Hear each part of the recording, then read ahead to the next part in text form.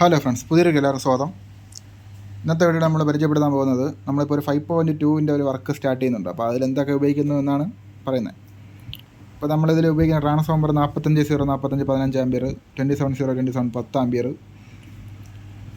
പിന്നെ ഒരു oxygen supply ഉണ്ട്. നമുക്ക് ഈ ട്രാൻസ്ഫോമറിന് ഏകദേശം 11 കിലോ വെയിറ്റ് ഉണ്ട്.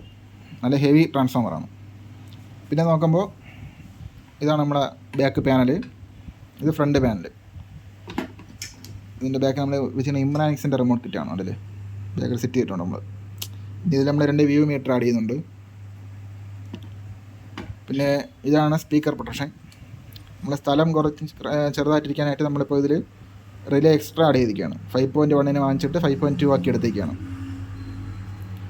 സെപ്പറേറ്റ് നമ്മൾ കണക്ഷനൊക്കെ കൊടുത്ത് ഇതാകുമ്പോൾ ഒതുങ്ങിയിരിക്കും.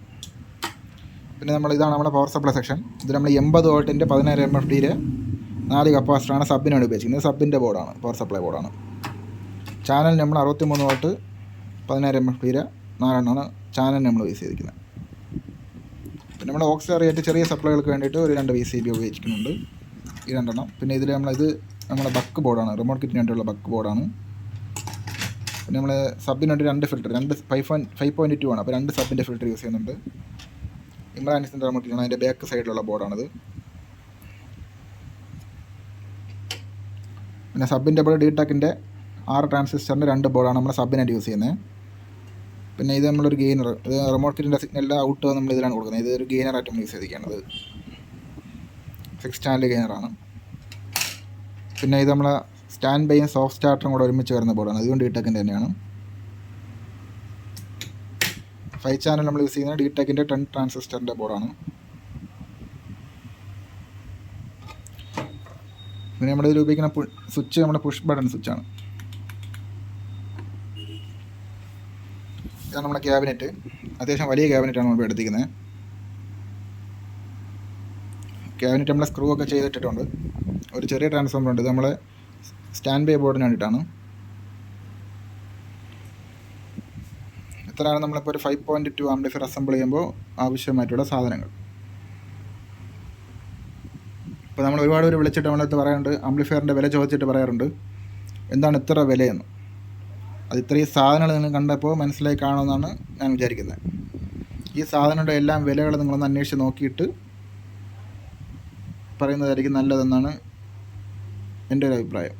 കാരണം ഒരു ആംപ്ലിഫയർ അസംബിൾ ചെയ്യണമെങ്കിൽ ഇത്രയും സാധനങ്ങൾ വേണം. ഇതിന് പുറമെ ഇനി ചെറിയ ചെറിയ ഐറ്റംസ് ഇനിയും ഉണ്ട്. നമ്മുടെ wire, ribbon wire, shield wire, fan, പിന്നെ ഫ്രണ്ട് നോബ്, ഇങ്ങനെ ഒരുപാട് സാധനങ്ങളിൽ വരും ഇനി. അപ്പോൾ ഇപ്പോൾ ഞാൻ ഈ ആംപ്ലിഫയർ ചെയ്യുന്നത് 35,000 രൂപയ്ക്കാണ്. ഇത് കൂടുതലാണ്, ചിലർക്ക് കൂടുതലാണെന്ന് തോന്നാം, ചിലർക്ക് കുറവാണെന്ന് തോന്നാം. ഇപ്പോൾ നമുക്ക് എല്ലാവരും ഒരുപോലെ നമുക്ക് തൃപ്തിപ്പെടുത്താൻ പറ്റില്ല. ഇപ്പോൾ ഞാൻ ചെയ്യുന്ന ഈ ആംപ്ലിഫയർ 35,000 രൂപയാണ്. ഇപ്പോൾ ഇതുപോലത്തെ ഒരു ആംപ്ലിഫയർ ചെയ്യാൻ താല്പര്യം ഉണ്ടെങ്കിൽ കോൺടാക്ട് ചെയ്താൽ മതി, നമുക്ക് സെറ്റ് ചെയ്യാം. ഇത്രയും സാധനങ്ങളാണ് എടുത്തത്. Transformer, full banana socket, back panel, front panel, speaker protection, power supply board, സബിൻ്റെ board 2, 5 channel board, gainer, stand by soft starter, sub filter, ഇമ്രാനിക്സിൻ്റെ റിമോട്ട് കിറ്റ്, പിന്നെ നമ്മുടെ ക്യാബിനൊക്കെ അത്യാവശ്യം നല്ല ഗേജുള്ള ക്യാബിനറ്റാണ്.